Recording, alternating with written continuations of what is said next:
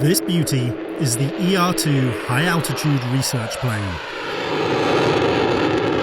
It's NASA's science variant of the U-2 spy plane. Secret reconnaissance of Russia by high-flying American U-2 jets. NASA's using it to keep an eye on the Earth, the oceans and the atmosphere from as high as 70,000 feet. Views are beautiful. There's no weather. You see the curvature of the Earth as you scan the horizon. You can actually see the shape of the Earth. Stu Broce is one of the NASA ER-2 pilots. We'll join him for a behind-the-scenes, all-access look as he prepares for a mission flying at the edge of space.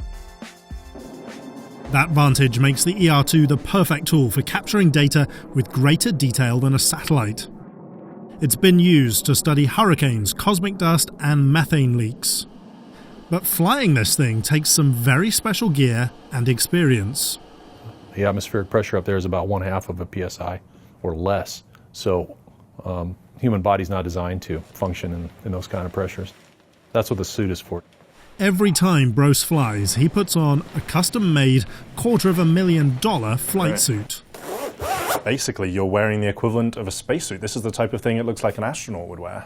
From what I understand, it's identical to the suits they used on the space shuttle to and from orbit, with a couple minor changes where the valves are placed, and of course theirs are orange, ours are yellow. Getting into the suit is no easy task.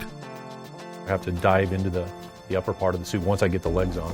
This is the part I dread. At ER-2 altitudes, the incredibly low atmospheric pressure would boil an unprotected pilot's blood, so the suit is a must. In case I lose pressurization in the airplane, it'll capture me at the equivalent of 35,000 feet of altitude and keep enough pressure on my body where I'll stay alive.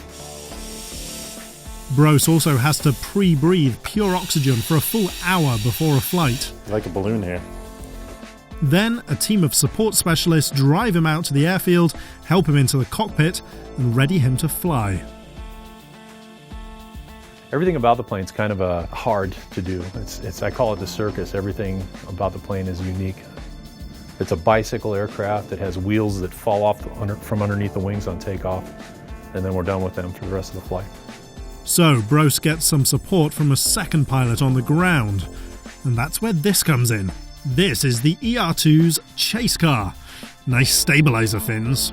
So we're about to watch you leave on a mission. We'll be chasing behind you in the official chase car for your aircraft, watching you take off. What's that experience like?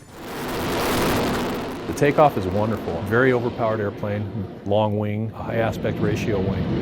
The car's quickly left behind as the ER-2's jet engine and massive wings push it skyward. Every pilot's dream is to get airborne quick and to climb at about 50-degree angle of climb initially today.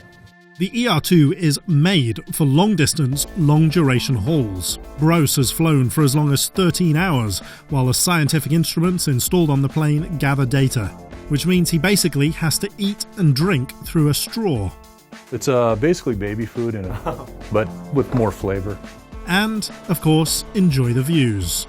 One time I actually saw the spherical shape of the Earth looking down at night at the layout of towns in the Sacramento Valley. I actually saw a curved surface. Up there, Broce, in his suit, is about as close to being an astronaut as anyone can come without formally leaving the Earth and heading to the International Space Station.